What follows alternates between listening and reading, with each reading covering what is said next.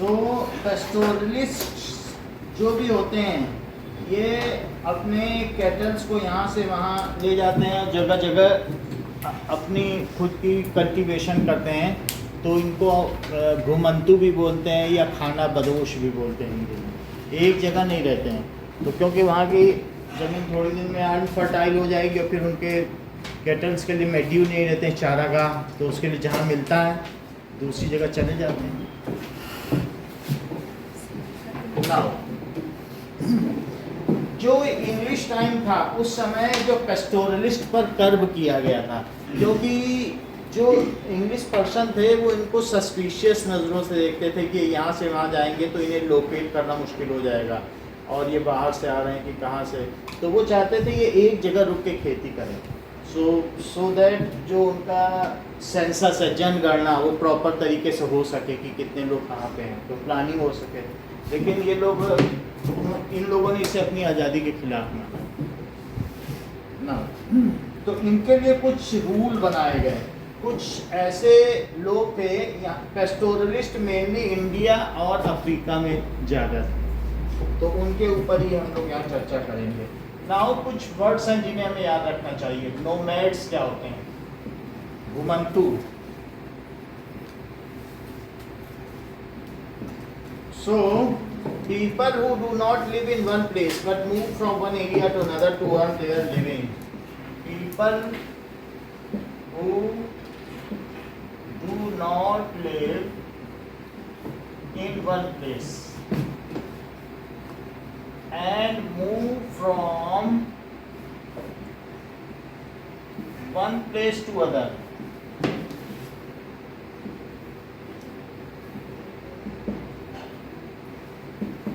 to earn their living.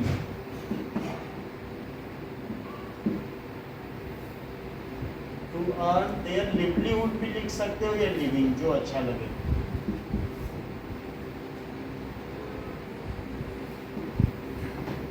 Now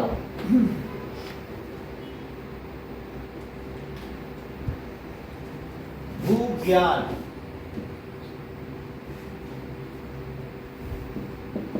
It is vast meadow in high mountains. Meadows भी कह सकते हैं, that is meadows in high mountain. Bhabar.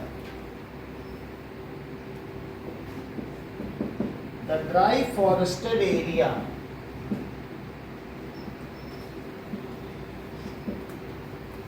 at foothill of Garhwal and Kumaon, यानी हिमाचल में, at foothill of Garhwal and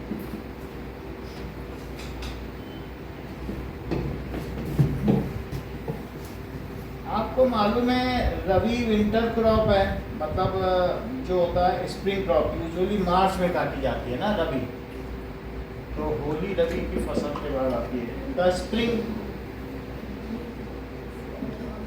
spring crop इसलिए कह रहे हैं क्योंकि फरवरी में जब बसंत पंचमी होती है उस समय इसकी कटिंग हो जाती है, हार्वेस्टिंग हो जाती है। यूजुअली हार्वेस्टेड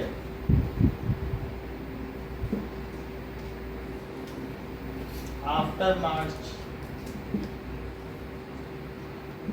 एंड खरीफ क्या है? ये ऑटम क्रॉप है, हार्वेस्टेड सितंबर एंड अक्टूबर में। तो दिस इज द पतझड़ के समय, द ऑटम क्रॉप। इसमें ज़्यादातर पल्सेस होती हैं, यूजुअली हार्वेस्टेड, और बीच में ज़ायद होती है सब्जियों की। यूजुअली हार्वेस्टेड इन सितंबर अक्टूबर में काट के नवंबर में फिर गेहूं चावल बो देते हैं। सितंबर टू एंड अक्टूबर। और ऑटम क्रॉप है और इसी के समय में बारिश होती है, तो आप ये देखिए जो खरीफ है इसी में राइस बोया जाएगा, क्योंकि इसको बारिश की ज़रूरत है, और गेहूं को एक बारिश चाहिए सिर्फ, एक से ज़्यादा होगी तो नुकसान होगा। इसमें व्हीट है और इसमें राइस है, दो ही हमारे यहाँ मुख्य फसलें हैं, क्योंकि ये लगेगा पतझड़ के समय में ऑटम, और ये बसंत जब नए फूल खिलेंगे। और देखो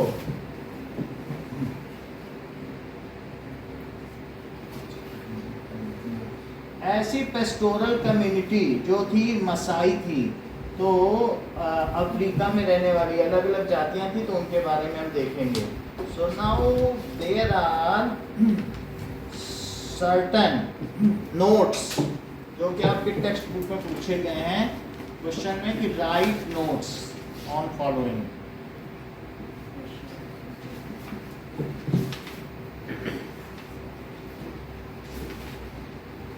So, wasteland rules.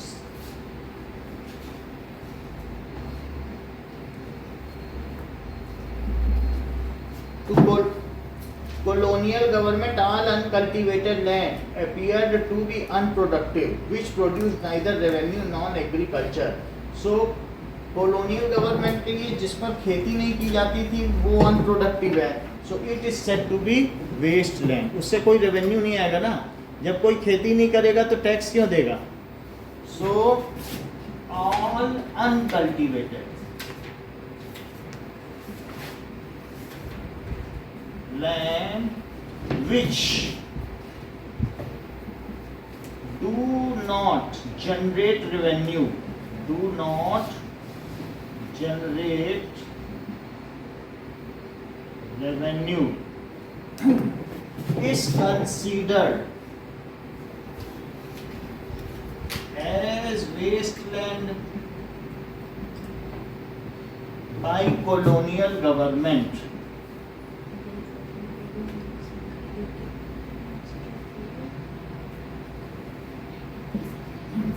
तो जो उपनिवेशवादी सरकारें थी उनके द्वारा इस प्रकार की जमीन जिस पर खेती नहीं की जा सकती थी उसको वेस्टलैंड कहा जाता था। और इसके लिए रूल क्या बनाए गए? सो it was seen as wasteland that needed to be brought under cultivation. By expanding cultivation, the colonial government could increase the revenue. So it could at the same time produce more jute, cotton, wheat and other agriculture produce that were required in England. Hence, wasteland rules were enacted in various parts of country from the mid 19th century. यानी 1850 में ये rule लगाया गया। By this rule, uncultivated land was taken over from the pastoralists and given to selected individuals. क्योंकि ये जो waste land थी इसमें तो घुमंतु लोग थे, जला दिया आगे बढ़ गया, तो वो वेस्ट लैंड थी, उस पर कोई इंटरेस्ट किसी का नहीं था, वो लोग हार्ड वर्किंग करते थे. So the waste land was taken from nomads and it is given to selected people so that it can be converted into cultivated land and more revenue can be generated, and those crops will be cultivated there will be sent to Britain. Now by waste land rule the waste land is to be taken, उनसे ले ली जाए या छीन ली जाए, snatched from nomads या pastoralists. ऐसे mid 19th century है. अब उसमें सही देखने से पता चलेगा, अभी आगे देखेंगे. List pastoralist and handed over to selected individuals, selected to generate revenue.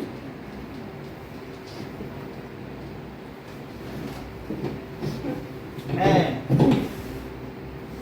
jute, cotton, wheat and other agriculture produce. Jute उसमें कॉटन उगाया जाए, ठीक है, वीट उगाया जाए, and other agricultural produce is send to Europe, send to Britain भी लिख सकते हैं। तो इसलिए उसने ये रोल बनाया।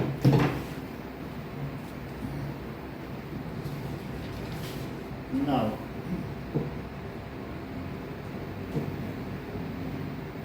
these lands were actually grazing lands, which was used by pastoralists. These lands were actually grazing land used by nomads. So this caused the lack of pasture. इससे पास्चर की कमी हो गई। पास्चर वो चीज़ होता है जिसमें कोई जानवर लोग जो खाते हैं घास ये सब है, इसी से ही मधुमक्खियाँ क्या करती हैं, शहद भी बनाती हैं। तो पास्चर की कमी हो गई। दिस हैज कॉज्ड, अब उनके लिए लैक ऑफ पास्चर, ऐसा नहीं था कि वो जमीन बिल्कुल बंजर थी, क्योंकि उसको आदिवासी लोग यूज तो करते थे ना, तो उसको आसानी से खेती में बदला जा सकता था। तो इसलिए उन्होंने ऐसा किया ना। फॉरेस्ट एक्ट देखो, ये तो हो गया वेस्ट लैंड रूल, लिख लोगे ना वेस्ट लैंड रूल। तो फॉरेस्ट एक्ट भी बनाया उन्होंने। फॉरेस्ट एक्ट से सौम्या बता सकती हो कि किसको नुकसान हुआ होगा? जैसे वेस्ट लैंड, ऐसे ही कॉमन सेंस से बताओ। पेस्टोरलिस्ट को और जो नियर बाई किसान रहते होंगे।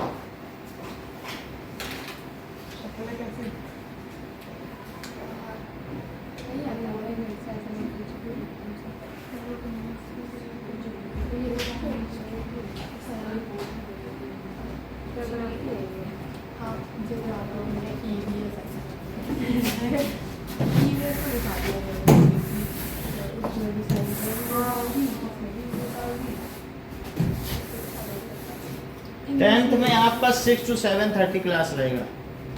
क्या सर? हाँ 10 सर ये फिक्स रहेगा? 6 to 7:30 तो 6 to 7:45 तक। सर ये फिक्स रहेगा ना? हाँ ये फिर हम नीचे वाला टाइम तो यूज कर सकते हैं। हाँ नीचे वो 5 से 6 वाला। उसके बाद फिर 7:45 तक जाएगा। ठीक। और 8 की भी क्लास होगी अगर किसी के भाई का। मेरा हाँ 1 घंटे की क्लास होगी। फीस वही रहेगी आप लोगों की 26,000 है। हाँ। बाद में सर्दियों में टाइम बदलना होगा तो बदलेंगे, शुरू में नहीं बदलेंगे। हाँ, क्योंकि शुरू में फिर पेरेंट्स नहीं आते हैं, जब उनको ये बोल दो कि अलट पलट के हो रहा है हाँ। तो उसमें फिर वो चले जाते हैं। तो शुरू में वही रखना पड़ेगा। नहीं सर हम भी बोल रहे थे फिक्स हो जाएगा तो हम भी अपना टाइम टेबल एक से हाँ। बना लेंगे। और जरूरत पड़ेगी तो संडे की एक्स्ट्रा कर लेंगे। अगर ऐसी बात होगी वरना तो तो संडे की तो बनेगी। फिर हमारे पास समय रहेगा ना मई जून का, तो मई जून में तो हम बहुत खींच लेंगे। जो लोग नहीं जाएंगे छुट्टी उनको तो इतना सारा करा देंगे कि सुबह शाम बुला बुला के।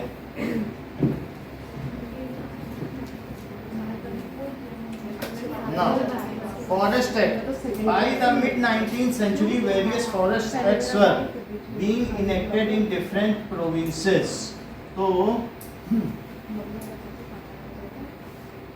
ये इनकी सिस्टर है श्रीजन की, तो वो उनके पापा बोले थे नहीं 8 का शुरू करिए, ऐसे तो हम लोग के बच्चे कहाँ जाएंगे। तो हमने श्रीजन का, वो जो टॉपर 9th 10th का है, मैंने कहा ठीक है कर देते हैं। अच्छा इसीलिए अब 3 क्लासें लोगे इसलिए 1 घंटे की 8th की रहेगी, उसमें वो लोग तो बहुत कर लेंगे। बाकी 1.5 घंटे उनको रखेंगे। 9th को आपका 1.25-2 घंटे रहेगा। 10th का 1.25-2 घंटे रहेगा। जरूरत पड़ेगी तो संडे भी कर लेंगे। सर फिर उसके अगले साल से 11th स्टार्ट 11th नहीं कर पाएंगे। 11th हमने किया था। 11th मेहनत फिर बहुत पड़ती है। 9th 10th में सब ज़्यादा नहीं है टॉपिक, उनमें फिजिक्स, केमिस्ट्री, मैथ, बायो पढ़ाने में ही मेरी हालत ख़राब हो जाती।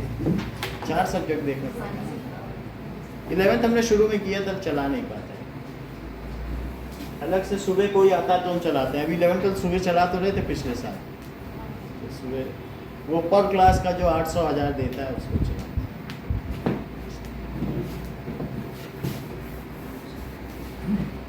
So Forest Act, by the mid-19th century, various Forest Acts were being enacted. By this act, some forest which produces commercially valuable timber. तो इस एक्ट से क्या हुआ? So timber like deodar, sal were declared reserves. So those forests which produce valuable timber, साल, साखू, सागौन, देवदार, इस तरीके की जो चीड़ की लकड़ियाँ बनाते थे, ऐसी लकड़ियाँ जैसे होती नहीं है टीक वुड, तो टीक वुड आपको मालूम है कि सालों से शिकारे पड़े हैं डल झील में, और मजाल है कि एक दीमक लग गया है। तो ऐसा है, वो पानी में ही तैर रहे हैं, दीमक कुछ नहीं लग रहा, ना फूल नहीं ना कुछ। उस पूरे लकड़ी पे ताजमहल खड़ा है, मजाल है यमुना में खड़ा है, हो जाए कुछ, जरा सा झुक गया हो कहीं से। लाल किला है, लाल किले के ऊपर लकड़ी लगी है कि ठंडक रहे, नीचे बेस में लकड़ी, ऊपर भी लकड़ी। जाके जब हम लोग ऊपर देखेंगे तो कितनी लकड़ी लगा डाली, यही लकड़ी का पूरा सिस्टम देखने से ही लगता है। पैटर्न्स लगे हुए ठंडक, तब पता चला कि ये यहाँ गर्मी में ठंडक क्यों है।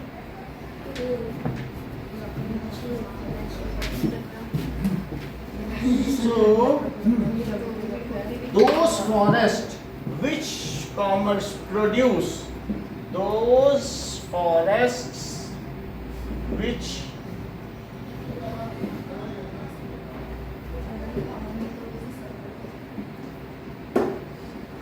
produce valuable timber। कभी टिम्बर मार्ट कहीं लिखे हुए देखा है? दुकान टिम्बर, लकड़ी की दुकान को टिम्बर मार्ट कहते हैं, जहाँ लकड़ी बेचते हैं। Valuable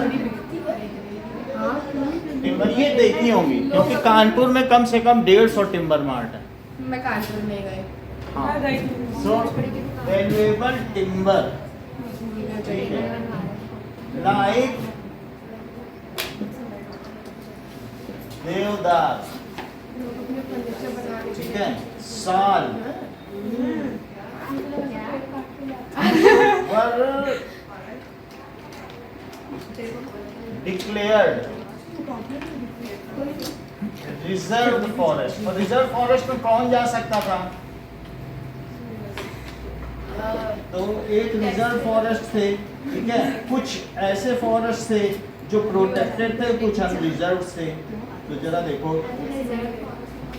no pastoralists were allowed to enter into reserved forests. No pastoralists were allowed to enter into reserved forest। अब इसके अलावा क्या हुआ कि other forests were classified as protected, so in this customary grazing rights of pastoralists were granted, but their movement were severely restricted। other forests were protected forest, उसमें उनको एक क्षेत्र दिया गया, तुम इतने पे ग्रेजिंग कराओगे, बस वो भी पूरा नहीं दिया गया। other forests were, क्यों? ये लकड़ी उगाना चाहते थे।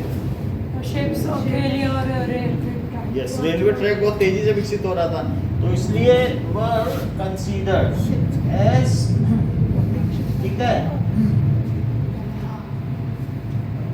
डिक्लेयर्ड। अच्छा, इन्हें क्यों मना किया गया था? एज प्रोटेक्टेड फॉरेस्ट्स, क्योंकि इनका काम था कि जहाँ भी खेती करते थे वहाँ आग लगा देते थे, और उससे उनके जंगलों में आग लगने का खतरा हमेशा बना रहता था। इसलिए वो उनके मूवमेंट को बिल्कुल स्ट्रिक्टली रिस्ट्रिक्ट करते थे, यहाँ से आगे जाना नहीं है। वही ताकि जब दोबारा, क्योंकि वो एक तरीके से हम मल्चिंग करें उस खेती को, या फिर ऐश, उससे फास्फोरस और कैल्शियम की वो पूरी हो जाती है सप्लीमेंट, और फिर उसी में फिर थोड़ी दिन बाद वो खेती के योग्य हो जाता है। तो इसलिए वो आग लगाना ज़्यादा बेहतर समझते थे। अब ये तुम पराली नहीं जलाते हैं क्या? क्यों जलाते हैं पंजाब हरियाणा में? इसीलिए तो जलाते हैं। पराली का नाम तो सुना होगा। सो एज प्रोटेक्टेड फॉरेस्ट, सो जिसमें क्या होगा, इन विच pastoralist can graze their cattle only in confined area। confined का मतलब समझते हो? बहुत छोटे से क्षेत्र में, पूरी तरीके से नहीं। तो यही है। तो this forest act has changed the life of pastoralist badly. उसने इनके जीवन को बदहाल बना दिया, क्योंकि तुम उनसे उनकी जमीन ही छीन लोगे। उनका काम तो जंगल से ही चलता था आदिवासियों का, उनको दुनिया से मतलब नहीं है, जंगल से सब काम उनका चल जाता था। दिस फॉरेस्ट एक्ट, अगर इसका ईयर पता चल जाए तो फिर तो सोने पे सुहागा है। इसमें लिखा नहीं है, लेकिन अगर पता चल जाए, this forest act as changed 1865 शायद। देख लो बुक जिसके पास हो, देख लो। The life of pastoralists adversely. कितना? वही लिखा इसमें भी। हाँ, तो कई बार चेंज किया गया होगा। Now criminal tribes act amend किया था 2 बार। अच्छा अच्छा। 1856 का है। क्रिमिनल ट्राइब एक्ट, तो मैं छोटे क्वेश्चन करा दूंगा तो उससे कुछ पता चल जाएगा आपको। क्रिमिनल ट्राइब एक्ट का क्या मतलब है? एक ये भी उन्होंने एक्ट लगाया कि वो पेस्टोरलिस्ट और नोमैडिक कहते थे, क्योंकि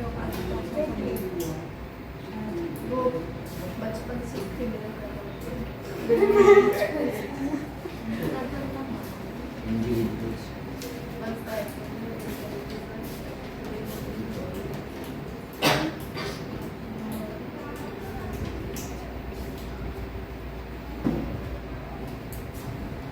सर 1860 क्या लिखा है बताओ? ये कब है? 1865 में फॉरेस्ट एक्ट आया। और ये MCQ हाँ, ये आएगा, ये MCQ बनता है। कितनी बार अमेंड हुआ और कब लागू हुआ? ये इसकी प्रोमलगेशन डेट है, मालूम है? देखो, the British officials had no faith in nomadic people. तो ब्रिटिश ऑफिशियल का कोई उनमें फेथ नहीं था। दे distrust mobile craftsmen and traders who hawked their wood in village and pastoralists who changed their place of residence every season। तो वो डिस्ट्रस्टेड करते थे, उन पे भरोसा नहीं करते थे। और उस समय बार्टर सिस्टम था।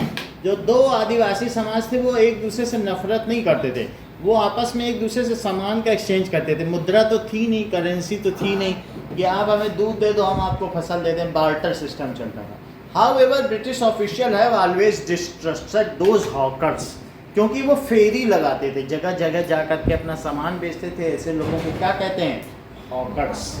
तो डिस्ट्रस्ट किया, तो इसलिए उनको उन्होंने क्या बोल दिया? क्रिमिनल। और उन पर एक एक्ट लगा दिया, कानून। So British officials always distrusted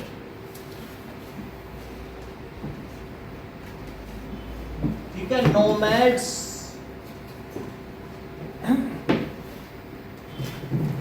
nomad traders, वो भी एक ट्रेडर ही तो थे, traders and hawkers ठीक है।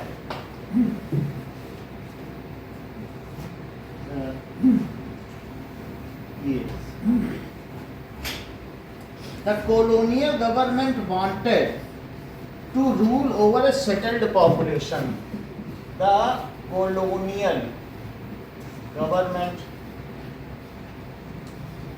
wanted to rule. इनका कोई भरोसा नहीं कि किस रीजन से किस रीजन में चले आए, हथियार लेके चले आए, क्या भरोसा। तो wanted to rule over। आपको मालूम है कि असम में ब्रिटिश नहीं जा सके, इसीलिए उसके आगे नहीं जा सके क्योंकि वहाँ की जो आदिवासी वो थी ना जनता, और वहाँ राजा ने उसने 700 साल तक शासन किया। 700 साल 700 साल से वही उनको ब्रिटिश पार ही नहीं कर पाए, परमिएट नहीं कर पाए, इसलिए आगे जा ही नहीं सके। मध्य प्रदेश में दुर्गावती थी, उनको नहीं पार कर पाए क्योंकि वहाँ पर उनका एक छत्र शासन था, परगना। मध्य प्रदेश आज भी आदिवासी है, वो उसको वो जीत ही नहीं पाए कभी। ब्रिटिशर्स को क्या आसानी गोंड ये सारी जो जातियां थी ना, तो असम में भी लचित गोफो असम, तो असम जो जनजाति थी उसी के नाम पे असम का नाम पड़ा है, किंगडम। तो वो सारा ब्रिटिश नहीं ले पाए और बाकी जगहों पर जाते रहे। तो वो सोचते थे कि कहीं ये वहीं से तो नहीं आ रहे, गोंड लोग तो नहीं है। तो अब इस तरीके से colonial government wanted to rule over settled population, इसीलिए उसने उन पे क्रिमिनल एक्ट लगा दिया। तो such population was easy to identify and control, क्योंकि ऐसी पॉपुलेशन को वो समझ पाते थे। Population was easy to identify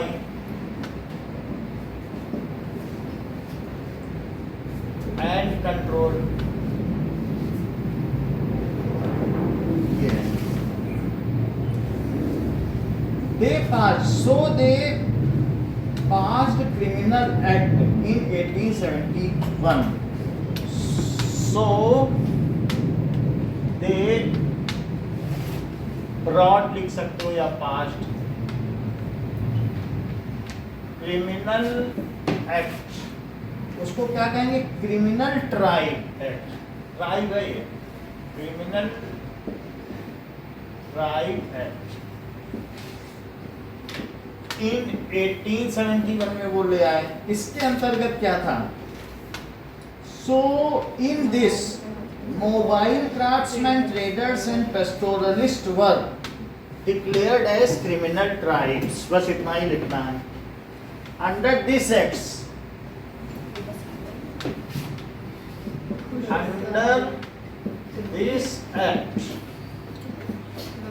mobile craftsmen,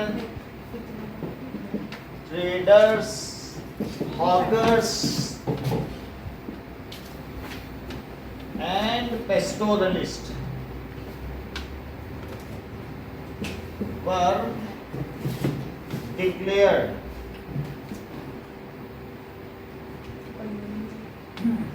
ठीक है, सो क्रिमिनल्स। झालामन चौराहे पर अभी 2 महीने पहले भी एक प्रदर्शनी लगी थी, करीब 8 दिन चली। उसमें सब जो ये जनजातियां आदिवासियों के वो लगाए गए थे क्राफ्ट्स, वो काफ़ी अच्छे थे। तो ऐसे यहाँ लगता है क्योंकि ऐसे सीधे तो बेच नहीं सकते हैं, तो सरकार उनके प्रोडक्ट्स को लाती है, लोगों के बीच में एक वो बनवाती है। क्यों ऐसे भी नहीं बेच सकते? उन्हें मालूम नहीं कहाँ जाए, कैसे बेचें, और वास्तव में वो शहर से उनको फोबिया भी रहता है ऐसी चीज़ों को, कैसे आना है कैसे जाना है, उनको कुछ मालूम नहीं। सो ये तो क्रिमिनल ट्राइब एक्ट हो गया।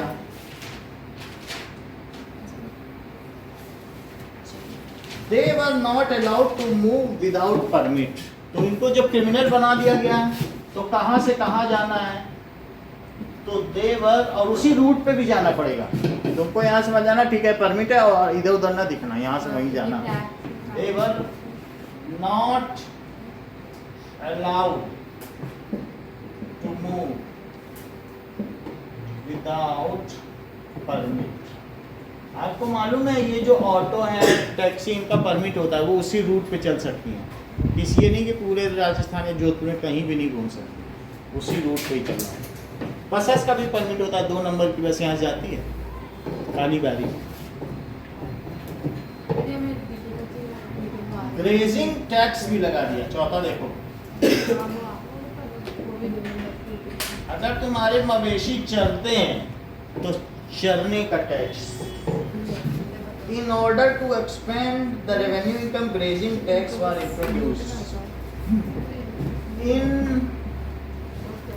order to increase revenue, colonial government generally in चीजों को इम्पोज्ड कहना चाहिए। इम्पोज्ड ग्रेजिंग टैक्स, जबरदस्ती लागू कर दिया। Imposed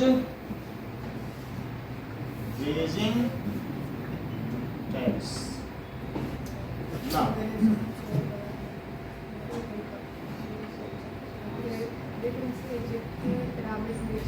pastoralist has to pay tax on every animal they grazed on pasture. Pastoralists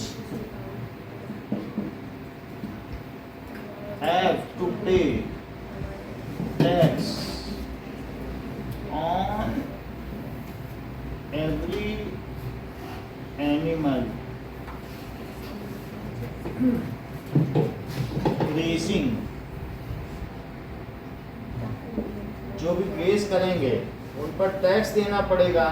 and they have to take permit to enter the grazing area, and they have to take permit to enter grazing area। मुख्यतः ये chapter इन्हीं चारों rule के चारों तरफ घूमता है। तो आपको फॉरेस्ट एक्ट याद रखना है, क्रिमिनल ट्राइब एक्ट और ग्रेजिंग एक्ट, और सबसे पहला वेस्ट लैंड रूल। ये चारों रूल याद रखने होंगे।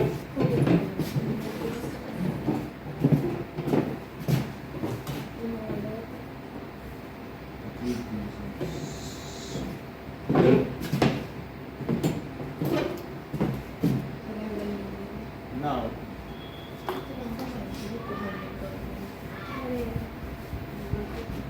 क्लियर हो गया ना?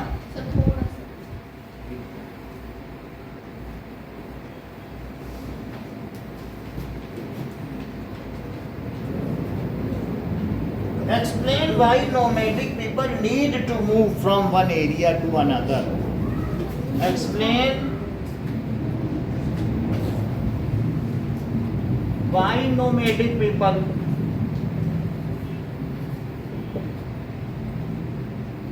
need to move from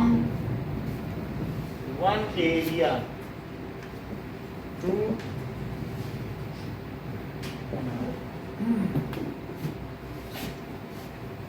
या ये ऐसे क्वेश्चन भी आ सकता है, why nomadic people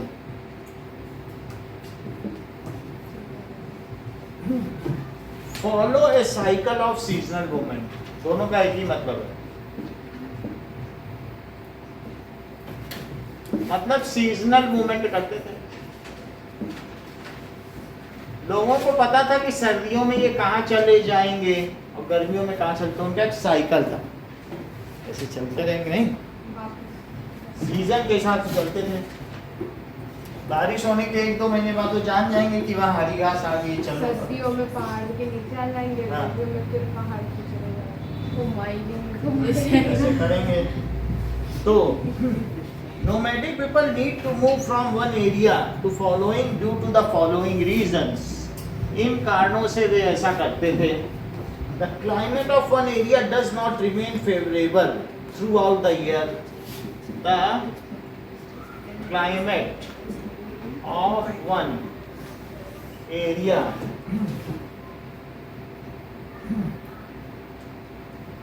does not remain same throughout year.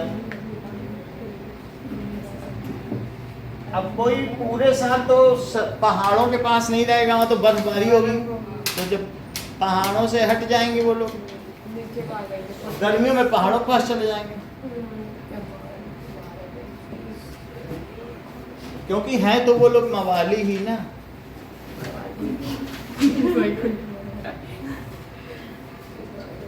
Britishers उन्हें बवाली कहते थे। कवाली बवाली। सो कवाली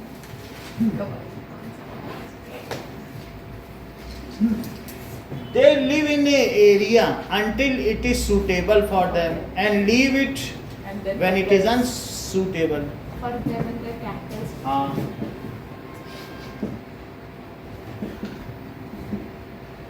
वे भाई area उन्हीं का सब कुछ उनके when it is suitable for them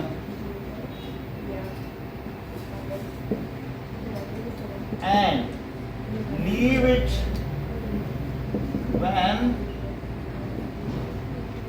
climate is adverse. Adverse समझते हैं ना आप? जब सही नहीं लगा तो छोड़ देते थे।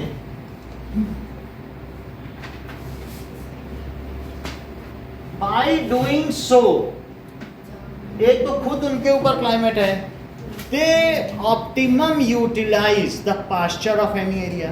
ऐसा करके वो वहाँ की घास का अधिकतम उपयोग कर लिया करते थे। सर जैसे महाराष्ट्र वाले एरिया में जाते थे मुंबई साइड, फिर वहाँ की घास वो अपने कैटल्स को खिला के इधर आ जाते थे, उनके लिए वो लैंड जो का घास था फर्टाइल हो गया, तो अब उसको खेती कर लेते हैं। फर्टाइल कैसे हो गया? मतलब देख घास निकल रही है ना बीच टाइप, ऐसा है ये भी घास शायद है। ऐसा है? घास है। और वैसे ये जो महाराष्ट्र है ना, ये देखो ये जो एरिया है, तो ये बहुत ऊंचा एरिया है, अब फिर धीरे धीरे स्लोप है यहाँ पे, समझ में आई? कभी सारी नदियाँ इधर जाती तो ये मालाबार हिल है क्या? हैं। हाँ मालाबार हिल, और यहाँ पे बहुत पानी बरसता है 6-6 दिन तक मुंबई में, और उधर रेन शेडो एरिया है, वृष्टि छाया क्षेत्र, बारिश के लिए वो छाया प्रदेश है, वहाँ बारिश पहुँचे नहीं पाती, तो इसीलिए सबसे ज़्यादा भारत में अगर कहीं आत्महत्या होती है किसानों की यही होती है। और यहाँ पे खेती भी ऐसी की जाती है कि जिसमें ज़्यादा पानी ना लगे, जैसे नासिक इन सब में प्याज की खेती होती है, तो पानी बरसने से प्याज सड़ जाती है, तो वहाँ पे प्याज की खेती होती है, और सूखा अक्सर रहता है सारा क्षेत्र, समझ में आ गया ना? तो वो वृष्टि छाया क्षेत्र है। अब देखिए, by moving from one area to other, और बाकी जो सौम्या ने कहा वो भी सही है, ज्यादातर नदियां कहाँ बहती हैं? यहाँ पर। Moving from one area Narmada to आते हैं। अनदर, ये एक ऐसा टेबल टॉप है, ये जैसे भारत है ना, ये ऐसा टेबल टॉप है बीच में जिसको पठार कहते हैं, एक प्लेट्यू है, और वो ऐसा टेबल टॉप है जो टेढ़ा हो गया, चाय रखो तो टेढ़ी गिर जाए, मतलब तमिलनाडु की तरफ टेढ़ा, बॉम्बे से ठीक है, हम बॉम्बे में चाय रखेंगे और हम तमिलनाडु में जाके वाले पी लेंगे मुंह लगा के नीचे। So by moving from one area to another, they क्या करते थे? They effectively use the pasture of every area.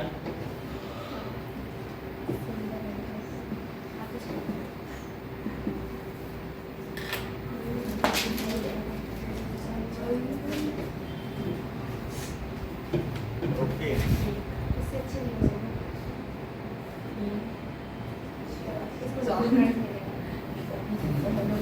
बाकी जैसा सृष्टि कह रही वैसा भी सही है। महाराष्ट्र में वो बाजरा उगा लेते थे, ड्राई क्रॉप, ठीक है। So and in semi arid region, ठीक है,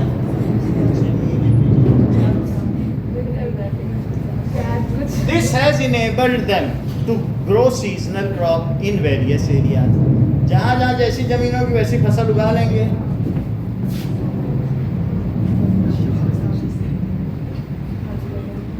अब यहाँ की तुम पूरी थाली देख लो राजस्थान की, इसमें सब्जी नहीं मिलेगी, गट्टा मिलेगा, बेसन है, चीनी है और साथ में घी। बेसन, चीनी, घी, इन 3 चीज़ों से मिलकर पूरी। उसी में गट्टा है, चूरमा है, दाल बाटी, सब कुछ मिलेगा। 72 चीज़ें मिलेंगी, सब्जी नहीं मिलेगी। और इधर उधर की सब कुछ मिल जाएंगी। जैसे वो कौन कौन से छोटे छोटे कनेर वो नहीं होते हैं, छोटे छोटे सूखे फल, उन सब की केर, सांगरी, ये सब मिल जाएंगी जो कई कई दिन चलेंगे। लेकिन हरी सब्जियों का कोई नहीं। जिसने जोधाबाई पिक्चर देखी होगी वो नहीं है, तो उसमें ये दिखाया गया कि राजस्थान पापड़ की सब्जी तो क्या क्या मिल जाएगी, लेकिन असली नहीं मिलेगी। पापड़ किससे बनता है वो? बेसन से। पापड़ बना लेंगे, फिर उसकी सब्जी बना लेंगे। पापड़ चने से बनता है। वो चने का This has- चने या बेसन। वो लाती है ना मोनिका What them to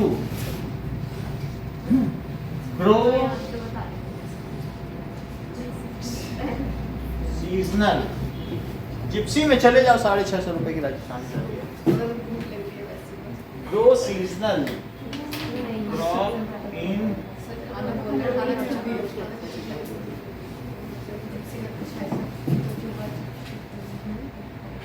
बिल्कुल राजस्थानी पोशाक में 2 लोग खड़े रहेंगे वहां पर, और जब तुमने खाना पूरा नहीं खाया तो डंडा।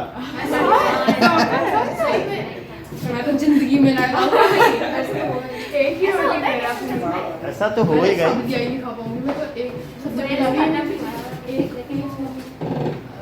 और वापस शेयर भी कर सकते हैं एक पीस निकल सकता उससे 2 रोटी खा तो सोच रही है इसी खा एक आधी फिर 2 पीस अब 2 रोटी खाते वो भी खेल एक साल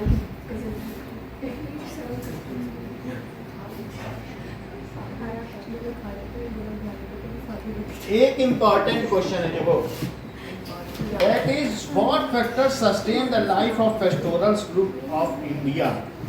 कैसे उनकी लाइफ बची रही?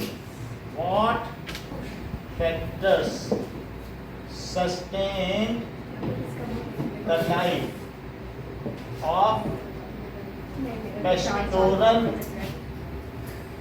Groups in India. इतने एडवर्स कंडीशन है उसमें भी उन्होंने अपने आप को पैसे बचा लिया।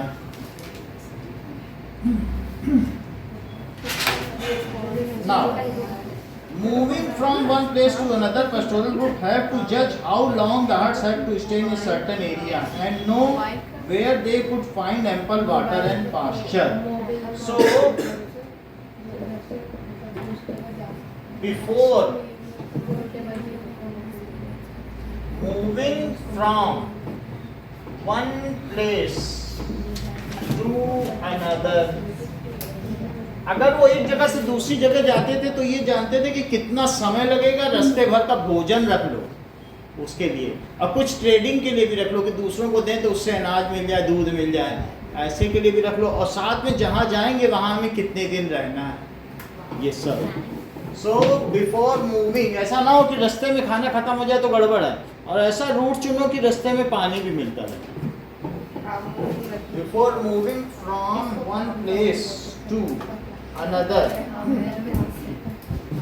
they have to judge. उन्हें क्या क्या जज करना पड़ता था? How long it will take to reach there? कितना समय लगेगा?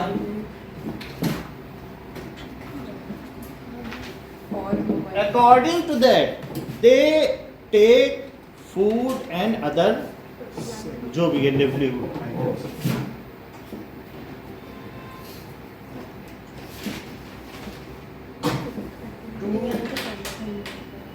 They carry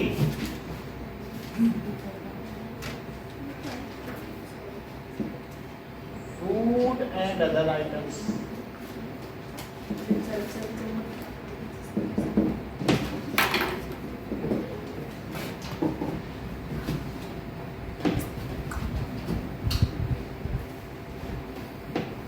They have to choose the next stop where ample of water is available. उन्हें अपना अगला स्टॉप कहाँ चुनना होगा?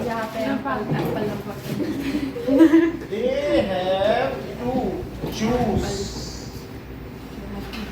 Next stop.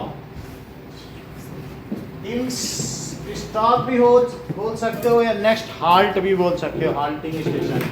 In such a manner, दो ही चीज चाहिए उनको, where ample of water and plenty of pasture is available.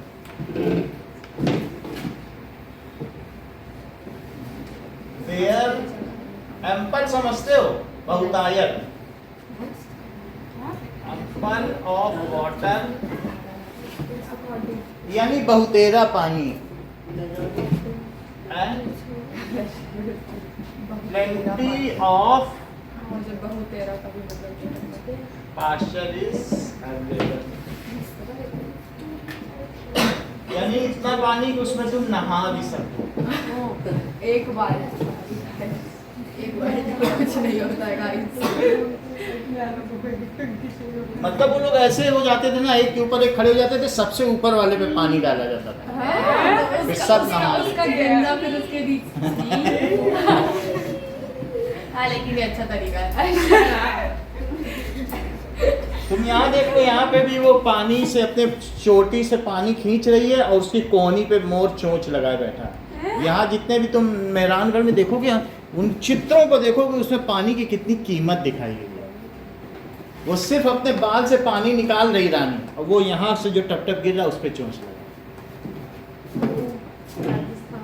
उसके बाद की सारी गंदगी हर चित्र में ऐसा ही कुछ ना कुछ मिलेगा।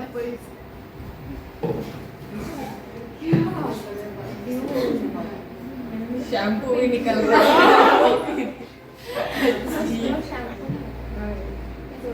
They have to set relationships with the farmers on the way so that they can trade with them and interchange their items by barter system. रास्ते में अगर उन्हें कुछ जरूरत पड़ी तो जो रास्ते के फार्मर्स हैं उनसे उनको संबंध भी तो बना के रखने हैं। ऐसे तो नहीं है कि वो सिर्फ दूध पीते पीते चले जाएंगे, उनको अनाज भी चाहिए, दाल भी चाहिए। ये है to set relationship with farmers on the way, with whom, with them they exchange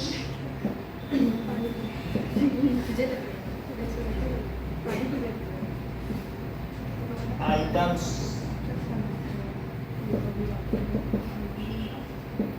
for their survival.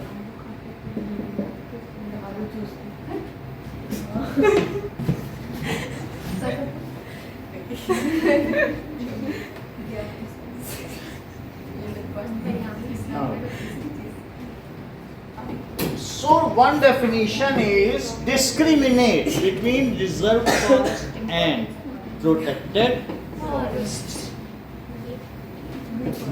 इनमें विभिन्नता स्थापित करनी है।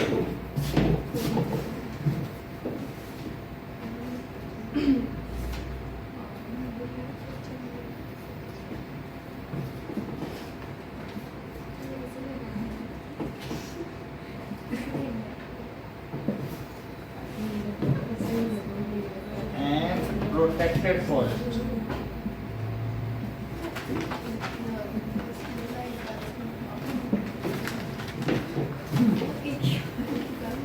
सर फैन उधर कर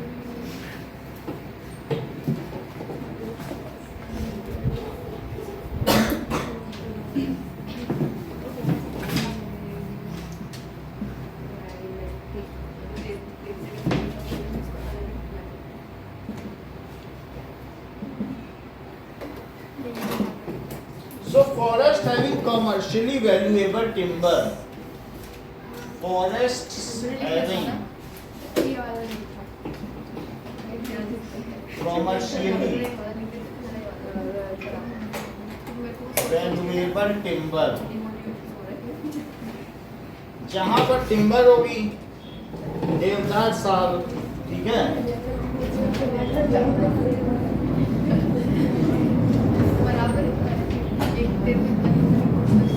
were classified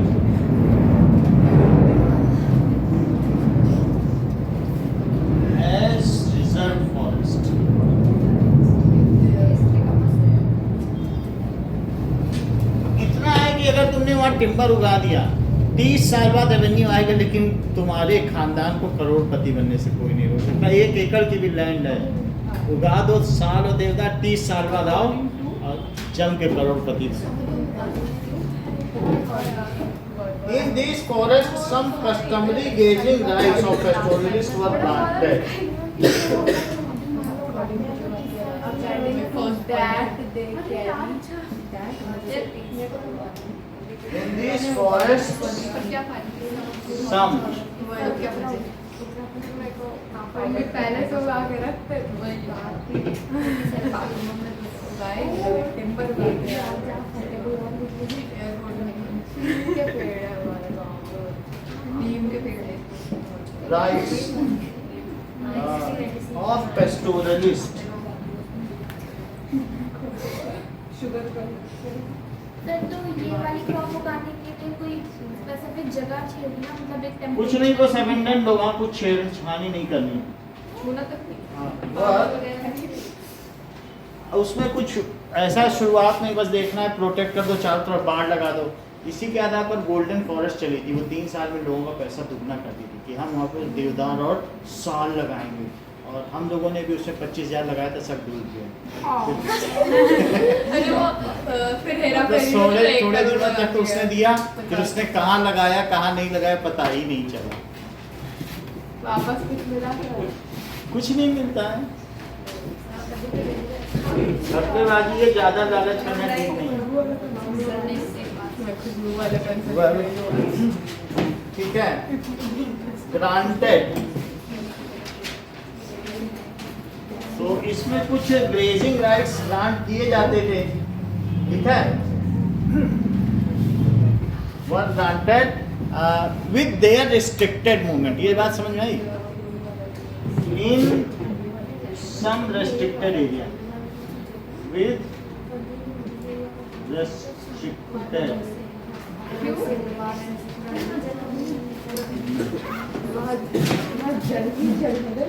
देखो, pastoralists were not allowed to move in. Second क्या है? Pastoralists were not allowed to move in reserve forest.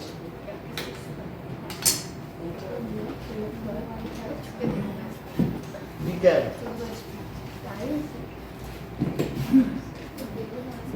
they were allowed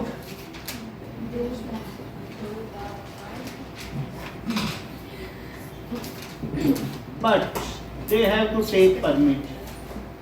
They have to take permit.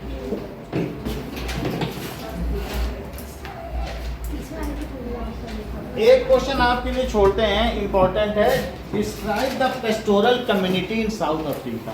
उसके बारे में थोड़ा समझ लेना,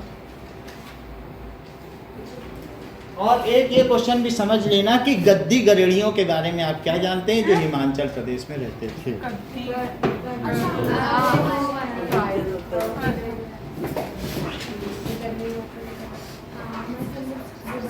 मतलब जो गद्दी पे बैठते रहे हैं। Now next is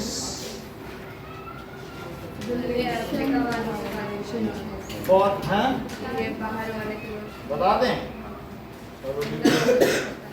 अफ्रीका का लिख लो। So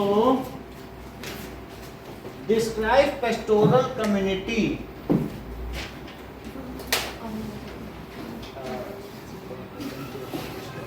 एक क्वेश्चन मैं ऐसे ही वर्बली बताता हूँ। What happened to animal stock? जब पास्चर लैंड को कल्टीवेटेड लैंड में बदल दिया गया तो उनके मवेशियों का क्या हुआ?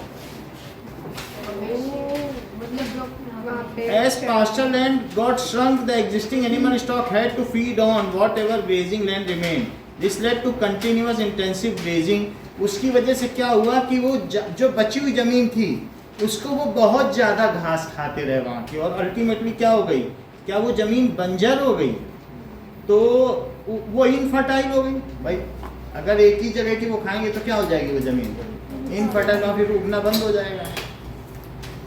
When restrictions were imposed on pastoral movement, grazing lands came to be continuously used and quality of pasture declined. और इससे क्या हुआ, घास उगने से पहले ही लोग खा जाते थे, तो क्या पास्चर की क्वालिटी वही रह गई कि घट गई? घट गई, क्योंकि पास्चर ठीक से उगी नहीं पाती थी। और इसकी वजह से क्या हुआ, and in lack of pasture ultimately cattle died. और ठीक है, और इट लीड्स टू फैमाइन। जब कैटल मर गए तो क्या लोगों के लिए भी भूखमरी हो गई? दूध नहीं होगा, वो अब उनको भी भूखमरी हो गई। ये चीज है ना। अफ्रीकन, देखो अफ्रीकन कम्युनिटी के बारे में इतना तो लिख लोगे ना, क्या हुआ जब पास्चर। अफ्रीकन कम्युनिटी क्या है, over half the world's pastoral population live in Africa. जितने भी पूरे विश्व में घुमंतु थे उसमें से आधे अफ्रीका में ही रहते थे। और ये क्या हुआ, ये महान घुमंतु थे, क्योंकि जो होमो सैपियंस थे वो अफ्रीका से ही पूरे विश्व में पहुंचे। आपको मालूम है पहले ये 7 कंटिनेंट्स नहीं थे, ये पहले बर्फ से जुड़े हुए थे सारे, और है ना। और वापस में अब वो आते जाते रहते, तो अफ्रीका के लोग यहाँ वहाँ जगह जगह गए, और वहाँ के हिसाब से उनमें चेंजेस होते गए, इवोल्यूशन होते गए। तो इसलिए African pastoral community includes that is Bedouins, Berbers, Maasai, Somalia and Boran. Most of them now live in semi arid grassland. उनमें से अधिकतर अब सेमी एरिड, जो शुष्क जलवायु वाले हैं ना, एक एरिड है कि पूरी शुष्क है, और एक है जिसमें कभी कभी पानी बरस जाता है। तो सेमी एरिड में 20 सेंटीमीटर से 20 mm से 40 mm तक बारिश होती है, तो इतना ही होता है। Now arid region where rainfall agriculture is difficult. वहाँ पर अगर बारिश पर आधारित खेती नहीं कर सकते, तो वो लोग कहाँ रहते हैं बताइए? They live in semi arid reason. Semi arid reason में रहते हैं। अब जरा देखो तो रेनफॉल इसमें दिया गया है सेंटीमीटर, 45 सेंटीमीटर।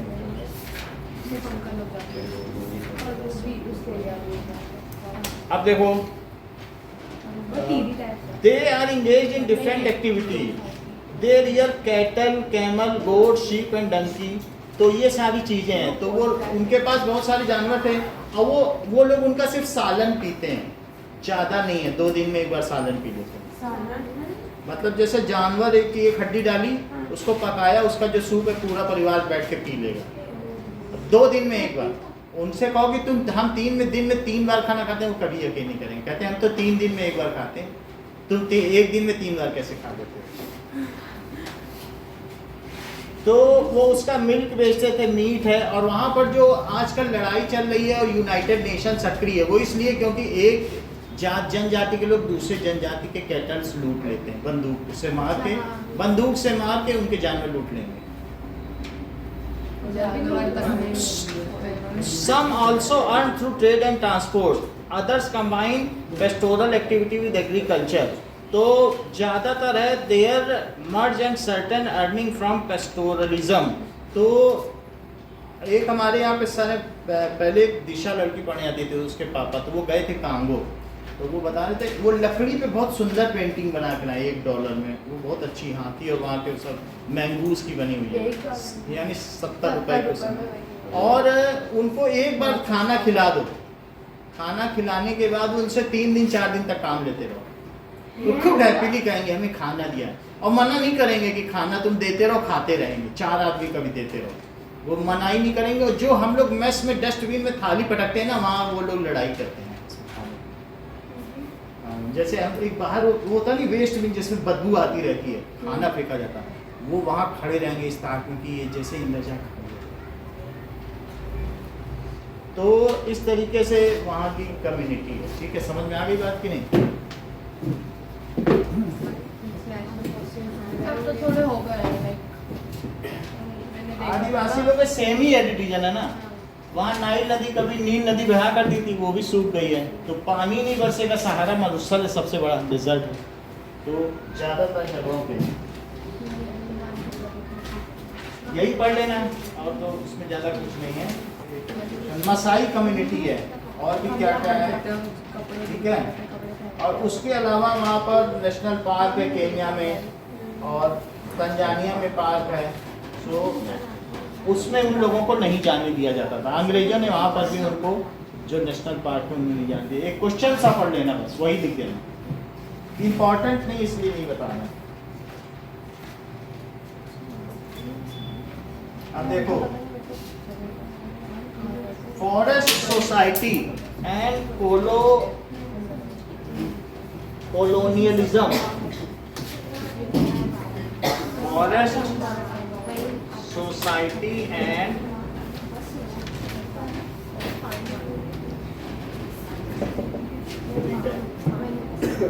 अब देखो कि कुछ चीजें इन दोनों चैप्टर्स की हम लोग एमसीक्यू करेंगे। इसका नहीं हुआ, इस चैप्टर का नहीं हुआ। कर रहे हैं, इसी का ही कर लेंगे। उधर जाना है।